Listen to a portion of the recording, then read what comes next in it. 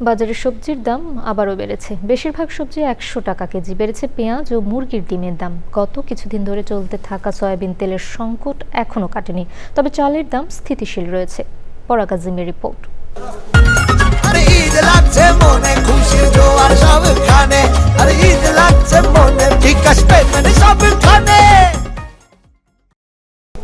বাজারে বেশ কিছু সবজির কেজি ১০০ টাকার উপরে, গড় দাম ১০০ টাকার আশপাশে।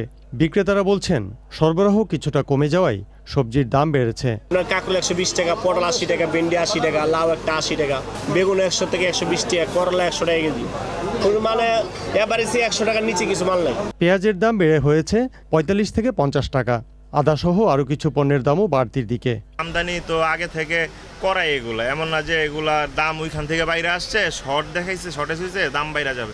এটা স্থিতিশীল রাখতে পারে ব্যবসায়ীরা। গভর্নমেন্ট যদি চায় আপনার এলসি আর যে ইম্পোর্টার তারে ধরলেই মানে একেবারে সহজ। এক মাসে ডিমের দাম প্রতি ডজনে বেড়েছে ৩০ টাকা। বাজারে সয়াবিন তেলের সরবরাহ খুবই কম। বিষয়টিকে উদ্দেশ্যমূলক বলছেন দোকানিরা। যুদ্ধ লাগার পরে তেল আসতেছে না, তেল নাই, হাহাকার। এরপরে কিছুদিন এভাবে গেল, যাওয়ার পরে বলতেছে দাম বাড়াইবো, দাম বাড়াইবো, দাম বাড়াইবো। ঠিক আছে, দাম বাড়লো। দাম বাড়ার পরেও এখন তেল নাই। হ্যাঁ, কোনো কোম্পানি তেল দিচ্ছে না, গাড়ি ফ্রেশ কোম্পানি একটু তেল দিচ্ছে। এরপরে আবার তেল দিল, তেলের লগে কয় কি লবণ নিতে হইব, চিনি নিতে হইব, তেল নিতে হবে, তাহলে খালি তেল দেওয়া যাবে না। কিছু কিছু তেল দেয়, অল্প অল্প 1 কার্টন 2 কার্টন আনি, তাও বেশি মূল্য দিয়ে আনতে হচ্ছে, কিন্তু গ্রাহককে তো আমরা গায়ের মূল্য থেকে বেশি নিতে পারতেছি না। ব্রয়লার মুরগির দাম স্থিতিশীল থাকলেও সোনালী মুরগির দাম এখনও কমেনি।